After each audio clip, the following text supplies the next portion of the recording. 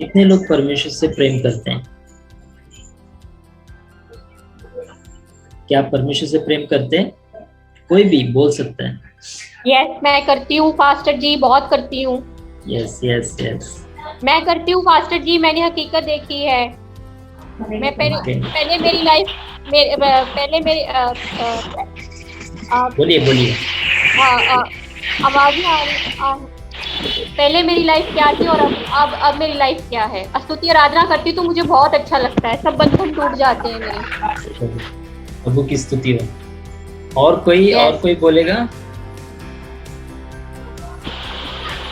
क्या आप परमेश्वर से प्रेम करते हैं? हाँ भाई, करते हैं।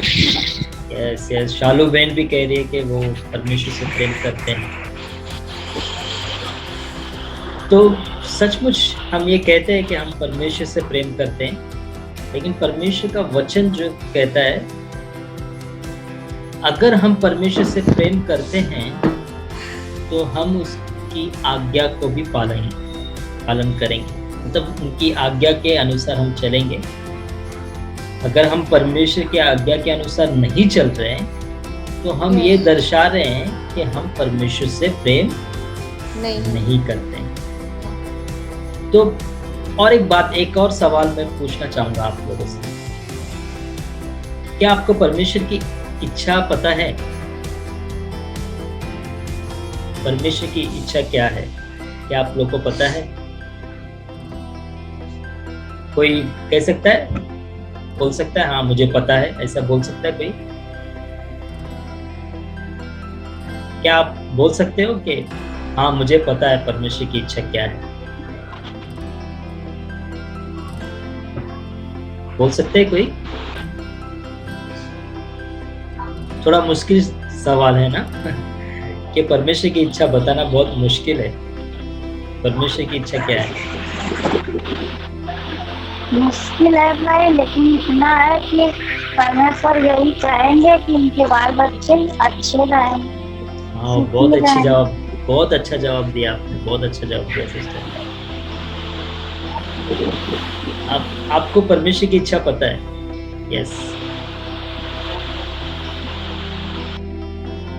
अगर एक उदाहरण के लिए मैं बोलना चाहूंगा, पति पत्नी के रिश्ते में अगर हम देखेंगे तो पति पत्नी के रिश्ते में जब अगर उनसे सवाल पूछा जाए कि आप अपनी पत्नी के बारे में क्या सोचते हैं, मतलब उनको क्या क्या पसंद है, आपको पता है, आप बताइए उनको क्या क्या पसंद है। तो अगर पति वहां पर नहीं बताता है, बोलता है मुझे नहीं मालूम है, तो वहां पर एक क्वेश्चन मार्क आ जाएगा कि पति अपनी पत्नी से प्रेम करता है कि नहीं। क्योंकि अगर एक पति पत्नी से प्रेम करता है तो उसके पसंद नापसंद और उसकी हर एक जानकारी को रखता है, पत्नी के बारे में हर बात वो जानता है। अगर उसने ये कह दिया कि मुझे नहीं पता है तो पत्नी तो नाराज हो जाएगी कि अगर वो मुझसे प्यार करते हैं तो उनको पता होना चाहिए मुझे क्या पसंद है क्या नहीं पसंद। वैसे ही पत्नी को भी पता होना चाहिए कि पति को क्या पसंद है। तो अगर नहीं मालूम है तभी वो एक क्वेश्चन मार्क आ जाता है कि परमेश्वर से हम प्रेम करते हैं कि नहीं। अगर हम परमेश्वर की इच्छा को मालूम ही नहीं करते या फिर परमेश्वर की इच्छा क्या है जानने की कोशिश ही नहीं करते हैं और जानते ही नहीं, तो हम क्या परमेश्वर से प्रेम करते हैं, ये सवाल आ जाता है। आप कहोगे कि परमेश्वर की इच्छा मुझे कैसे पता चलेगी, मुझे तो नहीं पता है, कहाँ से मिलेगी परमेश्वर की इच्छा? परमेश्वर के वचन के द्वारा। बाइबल पूरी तरह परमेश्वर की इच्छा के बारे में बताती है और परमेश्वर के बारे में बताती है। परमेश्वर की सारी इच्छाएं, परमेश्वर की सारे प्लान, परमेश्वर क्या चाहता है, उन्हें क्या पसंद है क्या नहीं पसंद है, वो सारी बातें परमेश्वर के ग्रंथ में परमेश्वर ने हमारे हाथों में दिया है। और उसे पढ़कर और उसके बारे में जानकर हम ये पता कर सकते हैं कि परमेश्वर क्या चाहता है। और अगर सचमुच हम परमेश्वर से प्रेम करते हैं तो हम प्रयास करेंगे। तो कितने लोग प्रयास करना चाहते हैं कि परमेश्वर की इच्छा क्या है? क्या आप लोग प्रयास करेंगे? जी बिल्कुल। अगर आप परमेश्वर से प्रेम करते हैं तो आप प्रयास करोगे, आप जानने की कोशिश करेंगे। जैसे अगर एक पति परिवार में पत्नी को क्या पसंद है वो जानने की कोशिश करेगा। प्रयास करेगा कि अरे मेरी बीवी को क्या पसंद है, या फिर पत्नी जो है वो अपने पति के अगर उससे प्रेम करती है तो मेरे पति को क्या क्या पसंद है, उनकी क्या ज़रूरत है, उनकी क्या इच्छा है, वो सब जानने की कोशिश करेगा क्योंकि वो उनसे प्यार करती है। वैसे ही हमारा परमेश्वर से भी हमें अगर प्रेम है, हम उनको बहुत चाहते हैं, तो हम परमेश्वर की हर बातों के बारे में जानने की कोशिश करें, उनकी क्या इच्छा है, क्या ज़रूरत है। और ये सब नहीं जानते हुए, परमेश्वर से हमारा कोई लगाव ना होते हुए, परमेश्वर से साथ में कोई प्रेम नहीं है, परमेश्वर से कोई भी रिश्ता ना रखते हुए हम कितनी सारी प्रार्थनाएं करें, वो प्रार्थना क्या है, व्यर्थ है। तो प्रार्थना का कैसे उत्तर मिलेगा जब हमारा रिश्ता ही अच्छी तरह से उनके साथ में जुड़ा नहीं है, उनके साथ में मजबूत नहीं हुआ है, और हम उनसे प्रेम कर रहे हैं, उनकी इच्छा को नहीं जान रहे हैं, उनकी आज्ञा के अनुसार नहीं चल रहे हैं, तो हमारा रिश्ता कैसे मजबूत बनेगा। और एक बात है, देखिए, हम सुबह उठते हैं, तैयार होते हैं, अच्छे कपड़े पहनते हैं और अच्छे दिखने की कोशिश करते हैं ताकि लोग देखें और कहें आप अच्छे दिख रहे हो। अगर आप सोचो, अगर कोई स्त्री अगर एक बड़े विवाह में जाती है और 10,000 रुपए की साड़ी खरीदती है, 10,000 रुपए की साड़ी खरीदती है और बहुत खूबसूरत साड़ी खरीदती है और पहन के वो विवाह में जाती है, शादी में जाती है, और वहां पर अगर उन्हें कोई भी तारीफ नहीं करता है या फिर कोई भी पूछता नहीं है कि ये साड़ी बहुत अच्छी है, या फिर कोई भी ये कहता नहीं है कि ये साड़ी अच्छी है, तो पता जब शाम को शादी से घर पर आने के बाद वो पत्नी का जो चेहरा कैसा होगा, खुशी से रहेगा या फिर नाराज रहेगा, कैसा रहेगा वो स्त्री का चेहरा। 10,000 रुपए की साड़ी मिलने की खुशी में तो शुरुआत के लिए अच्छी है, लेकिन अगर उसके बारे में किसी ने बात ही नहीं की तो वो जरूर नाराज हो जाएगा। हम क्या करते हैं संसार में, हम जो भी कुछ करते हैं किसी ना किसी को खुश करने के लिए करते हैं, किसी ना किसी को हम क्या करते हैं, खुश करते हैं, किसी ना किसी को इम्प्रेस करते हैं, जो कुछ भी करते हैं। लेकिन कभी भी आपने ये सोचा है कि हम परमेश्वर को खुश करें आज, या आज की सुबह मैं परमेश्वर को खुश करना चाहता हूँ, मैं ऐसा क्या करूँ जिससे मेरा परमेश्वर खुश हो, ऐसा काम मैं क्या करूँ जिससे मैं परमेश्वर को इम्प्रेस कर सकूँ, ऐसा मैं कौन सा कार्य करके मैं ये बता सकता हूँ कि जिससे मेरा परमेश्वर खुश हो जाएगा, या फिर मेरा परमेश्वर मुझ पर आशीष करेगा, या फिर मेरी प्रार्थना को सुनने लगेगा, या फिर मैं ऐसा क्या करूं। कभी इस बारे में आपने सोचा है? देखिए, घर में हम क्या करते हैं, जो बच्चे होते हैं वो अपने माता पिता को खुश करने के लिए कुछ ना कुछ करते हैं, पत्नी होती है वो अपने पति को खुश करने के लिए कुछ ना कुछ करते हैं, हम जॉब पे जाते हैं, अपने बॉस को, कंपनी में जो हमारा सेट होता है, जो बॉस होता है, उनको खुश करने के लिए कुछ ना कुछ करते रहते हैं। लेकिन कभी ऐसा सोचा है कि वो जो परमेश्वर है, जो पिता परमेश्वर जिसने हमें जगत में भेजा है, उससे भी हमें खुश करना है, उसके लिए भी हमें कुछ करना है कि वो खुश हो जाए। तो कैसे खुश होता है? बाइबल में एक वर्ड ऐसा लिखा गया है कि परमेश्वर, विश्वास के बिना परमेश्वर खुश नहीं होता, इम्पॉसिबल है। अगर हमारा अविश्वास है तो परमेश्वर कभी भी हम पर खुश नहीं होगा। अगर परमेश्वर को खुश करना है तो विश्वास के द्वारा हम खुश कर सकते हैं।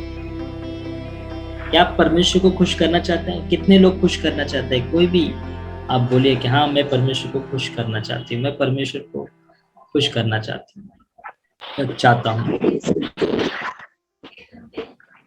कितने लोग हैं जो परमेश्वर को खुश करना चाहते हैं, या फिर खुद ही खुश रहना चाहते हैं, या फिर परमेश्वर सिर्फ हमारी प्रार्थना सुने और उत्तर दे दे, बस यही चाहते हैं, हमें और कुछ दूसरा नहीं चाहिए।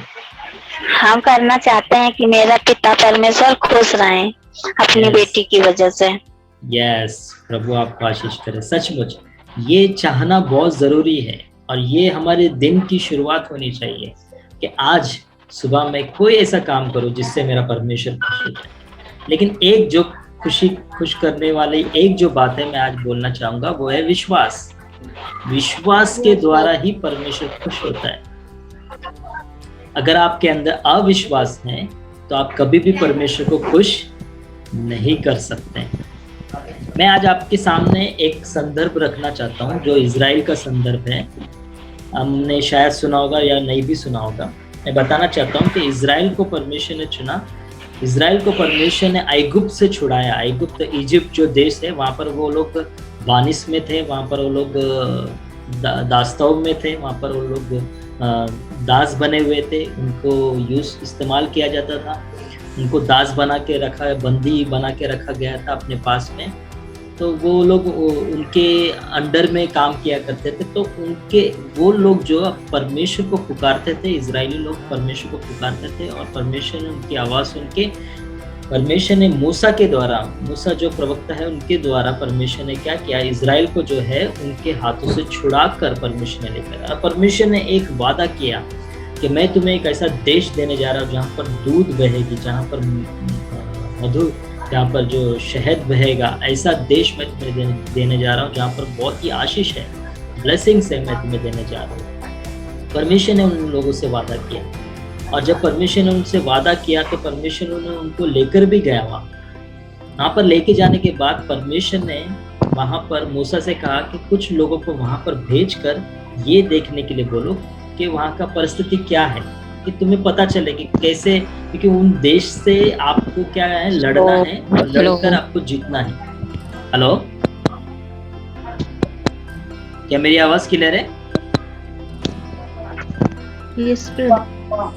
हाँ, तो वो लोग को परमेश्वर ने मूसा से कहा कि आप अपने लोगों से कहो कि कुछ लोगों को तैयार करके भेजो और कनान जो देश है वहाँ पर जाकर देखने के लिए कि वहाँ की परिस्थिति कैसी है, और आके लौट के बताने के लिए कहा। तो वहाँ पर हम देखते हैं कि कुछ लोग जो गए और उन्होंने देख कर आए। वहाँ पर दो ऐसे ग्रुप को हम वहाँ पर देखते हैं। हम लोग पढ़ेंगे गलतियों की पुस्तक की, हम लोग पढ़ेंगे वहाँ पर। अगर आप 13वां अध्याय में अगर आप पढ़ोगे 30 वचन, तो वहाँ पर एक व्यक्ति का नाम है जिसका नाम है कालेब करके। अगर मैं पढ़कर आपको मदद करता हूँ, वहां पर लिखा है, पर कालेब ने मूसा के सामने प्रजा के लोगों को चुप कराने के विचार से कहा, हम अभी चढ़ के उस देश को अपना कर ले, क्योंकि निसंदेह हम में ऐसा करने की शक्ति है। हम देखते हैं कालेब जो है उन ग्रुप में से एक व्यक्ति है जो वहां पर देखकर आ चुका है, और जो लोग और भी लोग थे वे लोग भी जाकर देखकर आए, लेकिन उन लोगों का बोलने का जो अंदाज है, जो बोलने का मतलब क्या है, वो भी हम पढ़ेंगे। हम 25 वचन पढ़ेंगे 13वां अध्याय का, गिनती की पुस्तक में से 13वां अध्याय उसका 25वां वचन। ऐसा लिखा है कि 40 दिन के बाद वे उस देश के भेद लेकर लौट आए और परान जंगल के कादेश नामक स्थान में मूसा और हारून और इजराइल को सारी मंडली के पास पहुंचे और उनको और सारी मंडली को संदेश दिया और उस देश के फल उनको दिखाए। उन्होंने मूसा से ये कहकर वर्णन किया, जिस देश में तूने हमको भेजा था उसमें हम गए, उसमें सचमुच दूध और मधु की धाराएं बहती है और उसकी उपज में से यही है, परंतु उस देश के निवासी बलवान हैं और उसके नगर गढ़ वाले हैं और बहुत बड़े हैं। और फिर हमने वहाँ अनगवांशियों को भी देखा। दक्षिण देश में अमोलिक बसे हुए हैं और पहाड़ी देश में हाथी, यूबिस और एमेरिया रहते हैं। और ये सब वर्णन वो करते आ रहे हैं। और फिर वहाँ पर जब हम देखते हैं कि कालेब ये कहता है 30वें वचन में कि हम उनको अपने वश में कर देंगे। 31वां वचन अगर हम पढ़ेंगे तो वहाँ पर लिखा है, पर जो पुरुष उसके संग गए थे उन्होंने कहा, उन लोगों पर चढ़ने की शक्ति हम में नहीं है, क्योंकि वे हमसे बलवान है। वे लोग जो दूसरे लोग हैं, कालेब के अलावा जितने लोग हैं वो बहुत बलवान हैं और उन पे चढ़कर उन पे जीतने की शक्ति हमारे अंदर नहीं। लेकिन कालेब वहां पर क्या कह रहा है कि हमको वो देश ले लेना चाहिए, हमें उस देश में जाना चाहिए। अगर हम 14 अगर हम पढ़ेंगे, उसका 14वां अध्याय अगर हम पढ़ेंगे, उसके 6वें वचन से पढ़ेंगे वहाँ पर देख रहे मंडली बहुत रो रही है और कह रहे कि ये हमें इस देश से हमें तूने छुड़ा कर लेके आया, हमें इजिप्ट से आपने छुड़ा के लाया ताकि क्या हम लोग इनके हाथों से मर जाए, क्योंकि वो लोग बहुत बलवान। यहाँ पर हम देखते हैं कि फिर हम देखते हैं कि आप अगर 14 अध्याय उसका 6वें वचन से आप पढ़ेंगे तो वहाँ पर हम क्या देखते हैं, और नून का पुत्र और यहोशू और यूफन्ना के पुत्र कालेब जो देश के भेद लेने वाले में से थे, अपने अपने वस्त्र फाड़कर इजराइल की सारी मंडली से कहने लगे, जिस देश का भेद लेने को हम इधर उधर घूम कर आए हैं वह अत्यंत उत्तम देश है। यदि यहोवा हमसे प्रसन्न हो तो हमको उस देश में जिसमें दूध और मधु की धाराएं बहती है पहुंचा कर उसे हमें दे देगा। हम देखते हैं कि वे जो दूसरे लोग हैं वो लोग कुड़कुड़ा रहे हैं, वो लोग ये कह रहे हैं कि ये देश हम लोग जीत नहीं सकते, वो लोग बलवान लोग हैं, हम लोग को वो लोग मार देंगे और हम लोग वो देश नहीं जीत पाएंगे। वो लोग पूरी तरह नकारात्मक बातों को कह रहे हैं, लेकिन वहां पर सिर्फ 2 जने जहाँ कालेब और यहोशू जो है वे लोग कह रहे हैं कि नहीं, परमेश्वर हमें वो देश देगा। अगर परमेश्वर हमसे खुश है, वहां पर ये शब्द लिखा है, अगर परमेश्वर हम पर खुश है तो वो देश हमें परमेश्वर देगा और हमें उस देश को पाना चाहिए, हमें उस देश के लिए जाना चाहिए। यहाँ पर दोनों ग्रुप है और दोनों लोग जब वहाँ उस देश में गए, उन दोनों का नजरिया, उन दोनों को आंख जो परमेश्वर ने दी वो सेम दी है, लेकिन उनका देखने का नजरिया, उनके सोचने का नजरिया, उनके बात करने का नजरिया बहुत ही अलग है।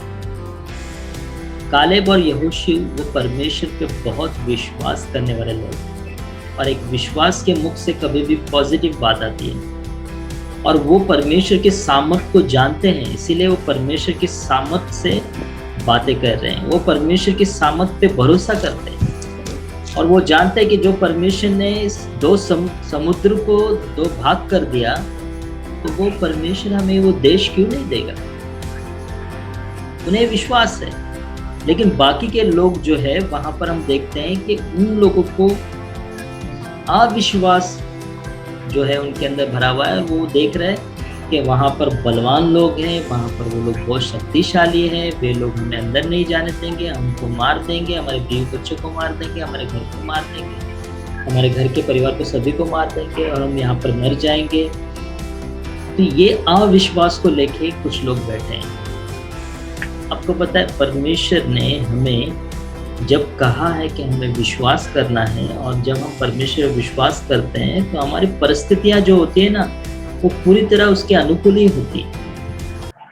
हमारे सामने जो परिस्थितियां है ना वो सब अनुकूल है, वो सब हमें दिखाई दे रही है कि यहाँ पर तो कुछ भी ऐसा नहीं है जो परमेश्वर हमें देगा, हमें तो कुछ नजर नहीं आ रहा है, हमें तो कोई आशीष नहीं नजर आ रही है, हमें तो कोई भी भलाई दिखाई नहीं दे रही है।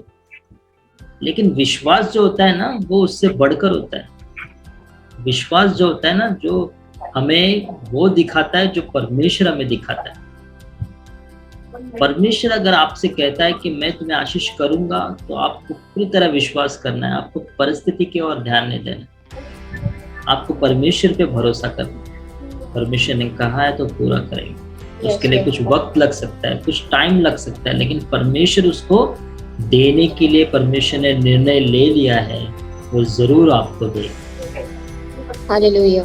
कालेब और यहोशू ने विश्वास को रखा है। क्या आप में वो विश्वास है? क्या आप वो विश्वास को लेके चल रहे हैं? हाँ जरूर। आप अभी परिस्थिति आपका अनुकूल है, परिस्थिति ऐसी नहीं है कि जिससे आप ये कह पाओगे, लेकिन मैं आपको कहना चाहता हूँ कि आप कहिए, आप मुंह से कहिए, अब नेगेटिव बातों को छोड़ दीजिए, जो नकारात्मक बातें, जो आपको निराश करती है, जो आपको गिराती है, जो आपको परमेश्वर से दूर लेके आती है, ऐसी सारी बातों को पूरी तरह निकाल फेंकिए और परमेश्वर के नाम में बात कीजिए, परमेश्वर के विश्वास से बात कीजिए। आप कहिए कि नहीं, परमेश्वर हमें देने के लिए तैयार है और परमेश्वर हमें देगा।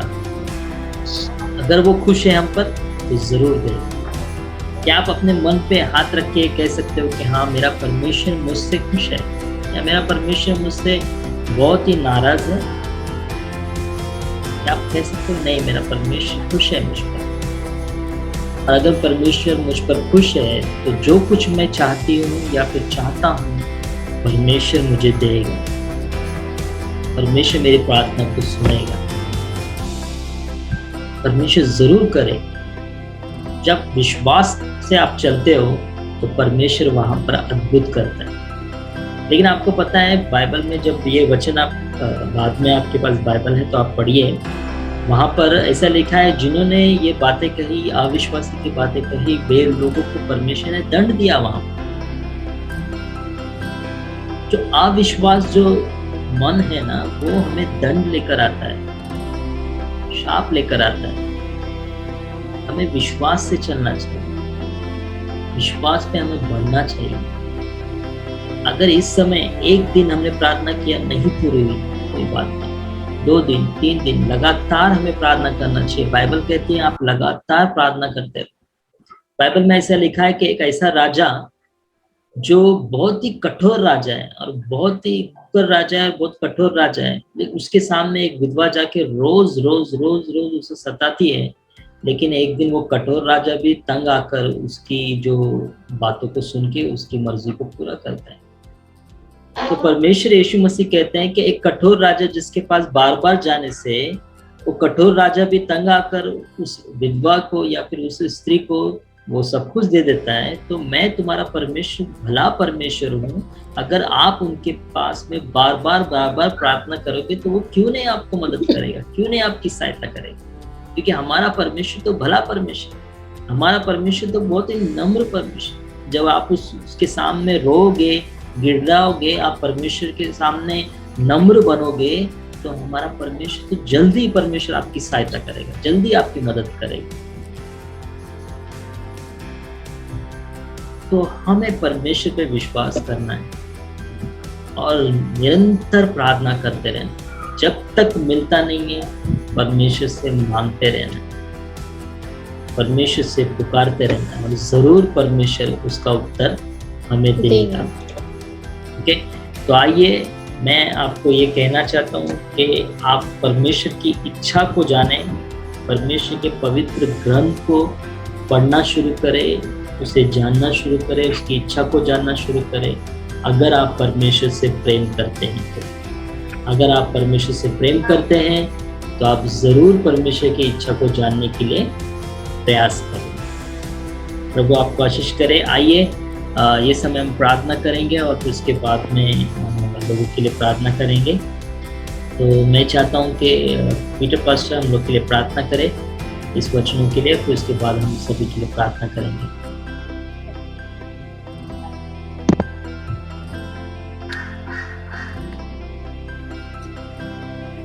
खुदा से धन्यवाद देते हैं सुंदर वचन के लिए। पिता परमेश्वर, जो विश्वास किया उन्होंने प्रतिफल पाया।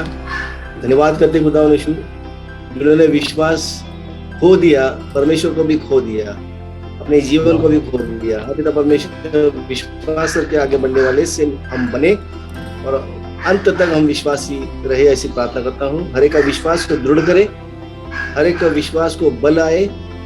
हालेलुया, यीशु मसीह के नाम से पिता परमेश्वर विश्वास बढ़ता हुआ जाए पिता परमेश्वर, और विश्वास का प्रतिफल मिलने के लिए सहायता कर। भाई को भी आशीष कर दे पिता, पुत्र पवित्र आत्मा के नाम से।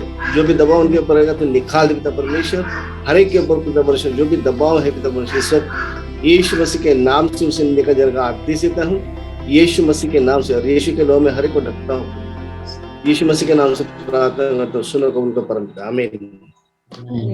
आमीन। भी लोग हैं वो ये कह रहे हैं कि वे लोग जो कनान देश के